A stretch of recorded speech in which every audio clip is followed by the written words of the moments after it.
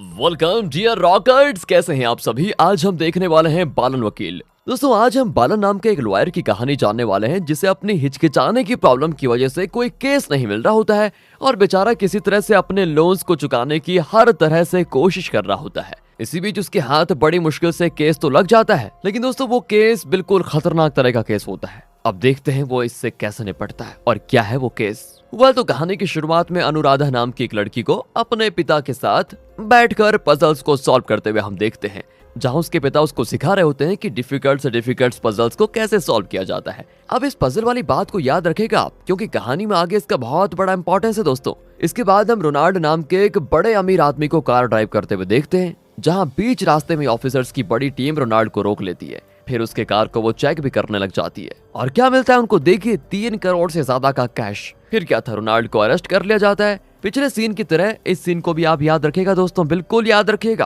क्योंकि ये भी आगे कहानी में बहुत बड़ा ट्विस्ट लेकर आएगा। अब यहाँ से एक्चुअल मूवी शुरू होती है और हम अपने हीरो बालन को देखते हैं, जो कि एक लॉयर है और बहुत दिनों के बाद उसके हाथ एक केस लगा होता है। बालन यहाँ कोर्ट में अंजर नाम के एक आदमी को डिफेंड कर रहा होता है और उसे अंजर के लिए बेल चाहिए होती है। अब बालन अंजर की तरफ से बोलना शुरू ही करता है कि बालन की आवाज को सुनते ही अंजर का चेहरा तो ऐसा हो जाता है कि भाई इसको वकील किसने बनाया होगा, क्योंकि दोस्तों बालन को बस एक ही प्रॉब्लम है और वो है हिचकिचाने की। बालन नॉर्मली कुछ भी नहीं बोल पाता और हर छोटे छोटे वर्ड्स पर वो हिचकिचाने लग जाता है और ऐसा बालन के साथ तब ज्यादा होता है जब वो ज्यादा स्ट्रेस में होता है। अब आगे केस तो लड़ना ही है, तो बालन बोलना शुरू करता है कि तभी जजेस साहब उसको कह देते हैं कि भैया देखो मुझे आगे भी केसेस को देखना है, जल्दी बोलो, पूरे दिन एक ही केस को तो नहीं देखूंगा मैं। हालांकि दोस्तों जज काफी अंडरस्टैंडिंग वाला होता है, इसलिए उसे बालन की प्रॉब्लम समझ में आ जाती है और वो बालन के बिना कुछ कहे ये समझ जाता है कि बालन यहाँ पर अपने क्लाइंट की बेल लेने के लिए आया हुआ है। इसके बाद जज केस को देखता है और फिर अपना फैसला सुनाता है कि अंजर को बेल मिल जाएगी। ये सुनकर वहाँ बालन के साथ सभी शॉक में रह जाते हैं,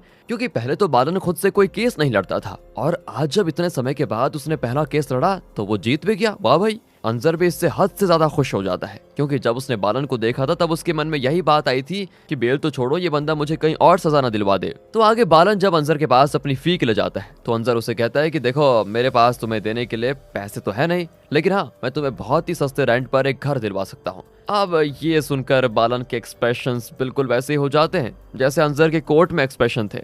बालन अंजर से कहता है अरे मुझे कोई घर नहीं चाहिए, मुझे मेरे पैसे दो। तब अंजर उसको समझाते हुए कहता है भाई तुम समझो यार, मुझे पता है तुम्हारे अभी करंट घर का रेंट 6,000 रुपए है और वो भी तुमने 2 महीने से भरा नहीं है। मैं तुम्हें 2,000 रुपए घर दिला रहा हूँ, जिसके बाद अगर तुम 1 साल के रेंट का कैलकुलेट करोगे तो तुम्हें बहुत फायदा होगा, सोचो जरा। अब ये सुनकर बालन थोड़ा सोच लेता है, फिर वो हिचकिचाते हुए अंजर की बात आखिरकार मान ही जाता है। वैसे बालन के लिए सही भी था, क्योंकि बालन एक बड़े लॉयर के अंडर काम करता है और उसे रोज तो ऐसे केसेस मिलने वाले हैं नहीं कि वो बढ़िया कमा पाए। फिर इसके बाद अगले दिन बालन अपना सामान लेकर अंजर की पूरी टोली के साथ उस जगह पर पहुंच जाता है जहां पर बालन का नया घर है। लेकिन यार वो जगह ना काफी स्लम एरिया में होती है और वहां के लोग भी थोड़े गुंडे टाइप के होते हैं। इनको देखते बालन कहने लग जाता है कि अरे मुझे यहाँ नहीं रहना, ये देखो कितने अजीब अजीब लोग हैं यहाँ। लेकिन अब सामान लेकर आ ही गए हैं तो क्या ही कर सकते हैं, ये सोचकर बालन को फिर वहां रहना ही पड़ जाता है। बालन अपने घर को देखता है जो कि काफी छोटा होता है, लेकिन अब वो वापस तो जा नहीं सकता, इसीलिए वो उस घर को एक्सेप्ट कर लेता है। आगे हम देखते हैं कि वहां पे आयरन बाबू नाम का एक लोकल गुंडा भी है। आयरन बाबू दोस्तों ध्यान से सुनिएगा,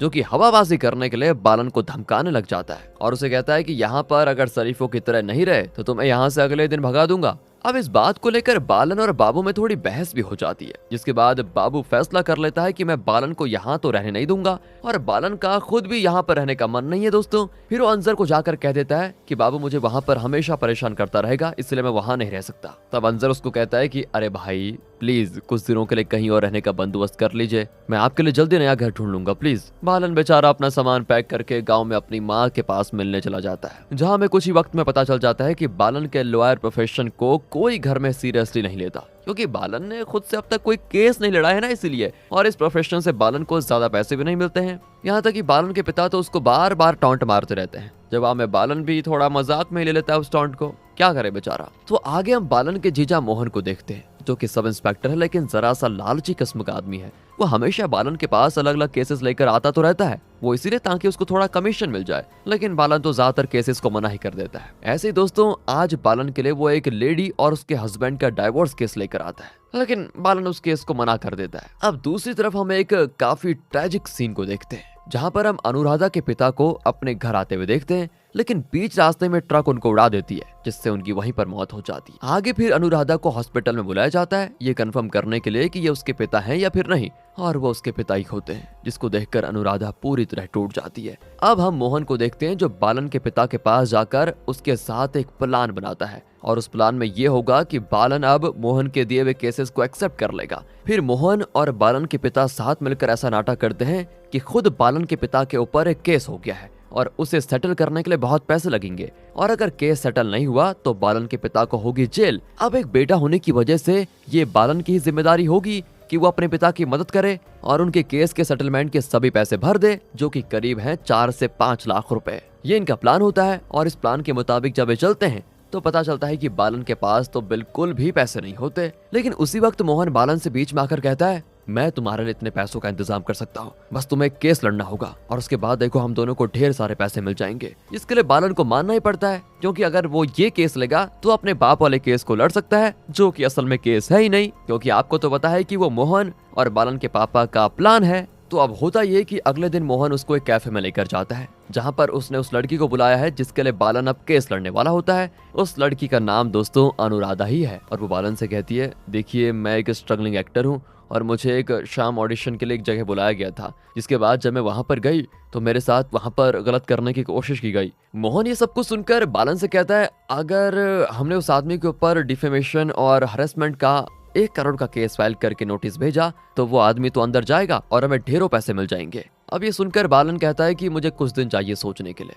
लेकिन मोहन की जिद के कारण उसे हाँ ही बोलना पड़ता है। इसके बाद उस रात बालन पूरी रात उस नोटिस को लिखता रहता है और अगली सुबह उसे उस आदमी को भेज देता है जिस पर बालन को डिफेमेशन केस करना था। और दोस्तों यहीं से सारी चीज धीरे धीरे बिगड़ने लग जाती है। जैसा कि बालन उस नोटिस को भेज देता है, उसके 1 घंटे के अंदर ही बालन को न्यूज चैनल्स की तरफ से ढेरों कॉल्स आने लग जाते हैं, जिसमें सभी बालन का इंटरव्यू लेना चाहते हैं। और इसके बाद बालन को टीवी पर चल रहे न्यूज से पता चलता है कि बालन ने जिस आदमी के ऊपर डिफेमेशन का नोटिस भेजा है वो कोई और नहीं, उसके ही शहर का डीजीपी है। यानी कि बालन ने बिना पहचाने ही अपने शहर के डीजीपी पर केस कर दिया है। तब बालन को मोहन का कॉल आता है और वो बालन से कहता है कि अरे वो लड़की वो हमसे झूठ कह रही थी, उसने हमें फंसाया है, बस तू बेटा एडीजीपी के सामने सब कुछ संभाल लेना और मेरा नाम मत लेना बेटा। अब दोस्तों इससे बालन और भी ज्यादा टेंशन में आ जाता है कि अब क्या करो, और ये बात आग की तरह पूरे शहर में फैल जाती है। अगले कुछ ही मिनटों में बालन को एडीजीपी के सामने खड़ा कर दिया जाता है। वो इसीलिए क्योंकि डीजीपी एक बहुत बड़ी और रिस्पेक्टेड पोस्ट होती है और डीजीपी की इज्जत पूरे डिपार्टमेंट की इज्जत होती है,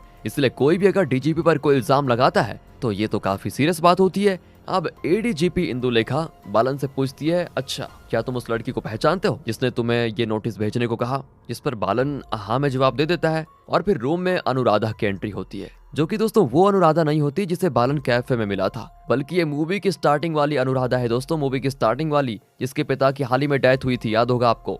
और अब गलती ये होती है कि बालन को उस वक्त इतना डर होता है कि वो कह देता है कि हाँ इसी अनुराधा के कहने पर मैंने डीजीपी पर डिफेमेशन का केस किया। अब ये सुनकर वो दूसरी अनुराधा तो हैरान हो जाती है, क्योंकि उसने आज तक बालन को कभी देखा ही नहीं था। इसके बाद बालन को वहां से जाने दिया जाता है, लेकिन कुछ देर के बाद अनुराधा उसके पास आकर उससे लड़ने लग जाती है, ये कहते हुए कि जब तुमने मुझे आज तक नहीं देखा तो तुमने मेरा वहां पर नाम क्यों लिया? तुम्हारी वजह से फंस गई हूं मैं। और दोस्तों वहां पर बालन कोई जवाब नहीं देता और चला जाता है। अनुराधा फिर उसे कहती है कि तुम्हारी वजह से मैं इसमें फंस गई हूँ और मैं तुम्हारा तब तक पीछा नहीं छोड़ूंगी जब तक तुम मुझे इस झमेले से बाहर नहीं निकाल देते। इतना कहते हुए अनुराधा बालन के साथ उसके घर जाने लग जाती है। इसी बीच बाबू बालन को रोक देता है और उसे अचानक से मारना भी शुरू कर देता है। असल में डीजीपी वाले केस की वजह से उस एरिया में ढेरों रिपोर्टर्स जमा हो जाते हैं और वहाँ के लोगों का कहना होता है कि इस वजह से उनकी बदनामी हो रही है। बाबू और उसके लोग फिर बालन को खूब मारने लग जाते हैं और बालन किसी तरह अपना सामान लेकर वहां से अपने गांव वाले घर में आ जाता है, जहां उसके पीछे पीछे वो अनुराधा भी आ जाती है। और तब तक बालन के माता पिता को भी डीजीपी के इस केस के बारे में सब कुछ पता चल चुका होता है। बालन की मां नहीं चाहती थी कि अनुराधा इस घर में रहे, लेकिन बालन के पिता जानते हैं कि अनुराधा पर इस वक्त क्या गुजर रही होगी, इसलिए वो उसे घर में रहने देते हैं, उसका ख्याल रखने का फैसला भी करते हैं। जिसके बाद वहां पर मोहन आता है और फिर बालन सभी से बता देता है कि मोहन की वजह से ही हम सब इस केस में फंसे हुए हैं। मोहन ही उस लड़की को लेकर आया था और उसी के कहने पर मैंने डिफेमेशन का केस डाला। और तब बालन को फिर अनुराधा से पता चलता है कि अनुराधा के पिता कुछ ही दिनों पहले एक्सीडेंट में चले गए थे। मतलब उनकी डेथ हो गई थी और उनकी डेथ काफी हद तक मर्डर लग रही थी। अब बालन को फिर ऐसा लगने लग जाता है कि अनुराधा के पिता की मौत और इस फेक डिफेमेशन के बीच कुछ न कुछ तो कनेक्शन है, वरना कोई लड़की क्यों ही डीजीपी पर फेक डिफेमेशन केस करेगी। जिसके बाद बालन वापस अपने घर जाने लग जाता है, लेकिन बीच रास्ते में ही बाबू के लोग बालन को रोक लेते हैं और अनुराधा को किडनैप करने की कोशिश करते हैं। फिर क्या था, ये देखकर तो बालन का सब्र का बांध टूट जाता है। और फिर दोस्तों यहाँ से हमें बालन का दूसरा ही रूप देखने को मिलता है, जो कि एक एक करके बाबू और उसके सभी आदमियों को पीट देता है। और ये देखकर अनुराधा और अंसर दोनों ही हैरान हो जाते हैं। अब हमें पुलिस हेडक्वार्टर में सभी ऑफिसर्स की मीटिंग को दिखाते हैं, जिसमें एसीपी विंसेंट सभी को बालन के केस की रियलिटी बताते हैं। असल में जो लड़की मोहन के पास आई थी, उसने पहले से ये सोचकर रखा हुआ था कि उसे डीजीपी के खिलाफ फेक डिफेमेशन केस करना है, इसलिए उसने मोहन को पैसों का लालच दिया और उसे एफआईआर के जरिए केस करने की जगह एक अलग से डिफेमेशन केस करने को कहा और मोहन से कहा इस केस से आए हुए पैसों को हम दोनों बांट लेंगे। मोहन तो लालची था ही और लालच से मजबूर उस लड़की की वो बातों में आ गया और बालन से डिफेमेशन नोटिस भेजने को कह दिया। और उस वक्त ना तो बालन को और ना ही मोहन को पता था कि ये नोटिस जाने वाला है डीजीपी के यहाँ पर, उनको नहीं पता था। आगे दोस्तों हम बालन और अनुराधा को एसीपी विंसेंट के साथ केस के बारे में डिस्कस करते हुए देखते हैं, जहाँ विंसेंट अनुराधा को बताता है कि बालन हमेशा से ऐसा नहीं था। कॉलेज के समय वो बहुत ही बहादुर था और बिल्कुल भी नहीं हकलाता था। वैसे वो उस वक्त सोशल वर्कर था, लेकिन एक दिन झगड़ा हुआ और उससे उसका एक दोस्त बिल्डिंग से नीचे गिर गया, जिसके बाद उस लड़के की मां ने बालन को बहुत बुरा भला कहा और उस चीज का सदमा बालन को अब तक है। उस दिन से ही उसे खुद पर विश्वास नहीं रहा और तब से वो हकलाने लगा। दूसरी ओर हम उस अमीर आदमी रोनाल्ड को देखते हैं, जो रत्नाबेल नाम के किलर को हायर करता है ताकि वो बालन और अनुराधा को मार दे। रत्नाबेल वैसे तो प्रोफेशन से दूसरे स्टेट पुलिस का एसीपी होता है, लेकिन वो एक पेड असासिन भी है। पर रोनाल्ड क्यों बालन और अनुराधा को मरवाना चाहता है, इसका सच जल्दी पता चल जाएगा। अब आगे एक मंदिर के पुजारी से बालन और अनुराधा को अनुराधा के डैड का एक लेटर मिलता है, जिसे खोलने से पहले ही रत्नाबेल वहां पर आकर उस लेटर को उनसे छीन लेता है और उसमें लिखी हुई सारी डिटेल्स पढ़ लेता है, जिसमें एक बैंक के बारे में बताया होता है जहां अनुराधा के डैड ने कुछ सीक्रेट्स छुपा के रखे हुए हैं। रत्नाबेल फिर उस बैंक के लॉकर में जाकर वहां रखी एक पेन ड्राइव को ले आता है, जिसके कुछ देर के बाद बालन और अनुराधा उस लॉकर तक पहुंच जाते हैं, जहां उनको एक न्यूज़पेपर के अलावा कुछ नहीं मिलता। लेकिन तभी अनुराधा को याद आता है कि उसके डैड ने उसे न्यूज़पेपर्स के पजल सॉल्व करना सिखाया था, तो हो सकता है कि इस न्यूज़पेपर में भी कोई पजल हो। यही सोचकर अनुराधा इसे सॉल्व करने लग जाती है और फिर उन्हें उससे पता चलता है कि डीजीपी और रोनाल्ड मिलकर ब्लैक मनी की लॉन्ड्रिंग कर रहे हैं। आगे विंसेंट बालन को बताता है कि जो लड़की अनुराधा बनकर उसके पास आई थी वो टीना थी, उसका नाम टीना था, जो कि रोनाल्ड की बिजनेस पार्टनर है। इसके बाद बालन टीना को पकड़ने रोनाल्ड के घर पर जाता है, जहां उसको टीना मिल भी जाती है, लेकिन रोनाल्ड किसी तरह बालन को वहां पर पकड़ लेता है। इसके बाद जैसा बालन ने सोचा था वैसा ही होता है, वहां पर फिर डीजीपी आ जाता है और फिर बालन डीजीपी को ही उसकी पूरी कहानी बता देता है। तो दोस्तों असल में हुआ ये था कि डीजीपी और रोनाल्ड 500 करोड़ की ब्लैक मनी की लॉन्ड्रिंग करना चाहते थे, जो चीज अनुराधा के पिता ने देख ली और उन्होंने इसके पिक्चर्स निकाल लिए। जिसके बाद वो डीजीपी के पास गए, उनसे 5 करोड़ रुपए मांगे, अपने लिए नहीं अनुराधा की पढ़ाई के लिए। जिसके गुस्से में डीजीपी ने अनुराधा के पिता को मरवा दिया और फिर इस मर्डर केस से बचने के लिए खुद पर ही फेक मोलेस्टेशन केस डलवा दिया, जिसके लिए उन्होंने टीना की मदद ली और टीना ने बालन को जाकर कहा कि उसे किसी ने मोलेस्ट किया है, ताकि बालन ये फेक मोलेस्टेशन केस कोर्ट में डाल दे और कोर्ट में जब एक केस प्रूव ना हो तब कोर्ट बालन और अनुराधा को जेल में डाल दे डीजीपी पर झूठा केस करने के लिए। इससे होगा ये कि अगर अनुराधा कभी फ्यूचर में अपने पापा का मर्डर केस लेकर जाएगी भी, तो उसके झूठे मोलेस्टेशन वाले केस को याद करके कोर्ट उसकी बात को नहीं सुनेगी। और ये था डीजीपी का असली प्लान। इतना ही नहीं, उस 500 करोड़ में से डीजीपी ने रोनाल्ड को 3 करोड़ कार में ले जाने को कहा और जानबूझकर उसे बीच रास्ते में पकड़वाया, ताकि उस वक्त सभी ऑफिसर्स वहीं पर रहें और सभी मीडिया वाले भी रोनाल्ड के 3 करोड़ पर फोकस करें। और इसी की आड़ में डीजीपी बचे हुए 500 करोड़ को कहीं सेटल कर लेगा। और ये सारी चीज बालन के मुंह से सुनने के बाद डीजीपी काफी इंप्रेस हो जाता है और उसे कहता है कि वाह, मैंने तुम्हें जितना भोला समझा था तुम तो उससे कई ज्यादा स्मार्ट निकले। इस पर बालन भी मुस्कुराने लग जाता है और तब वहां पर सभी पुलिस ऑफिसर्स आ जाते हैं। असल में बालन ने पहले ही एडीजीपी इंदुलेखा को इस बारे में सब कुछ बता दिया था और कहा था कि 99% ये कहानी सच होगी, और हुआ भी दोस्तों ऐसा ही। इसके बाद मूवी की एंडिंग में डीजीपी, टीना और रोनाल्ड को उम्र कैद की सजा हो जाती है और अब बालन इस केस को सॉल्व करके बहुत फेमस हो जाता है, जिसके साथ ये कहानी यहाँ पर खत्म होती है। बाकी अगर आपको वीडियो अच्छी लगी हो, स्टोरी अच्छी लगी हो, एक्सप्लेनेशन अच्छा लगा हो, लाइक कीजिए, चैनल को सब्सक्राइब। मिलते हैं अगली वीडियो में, ध्यान रखिएगा अपना and finally thanks for watching.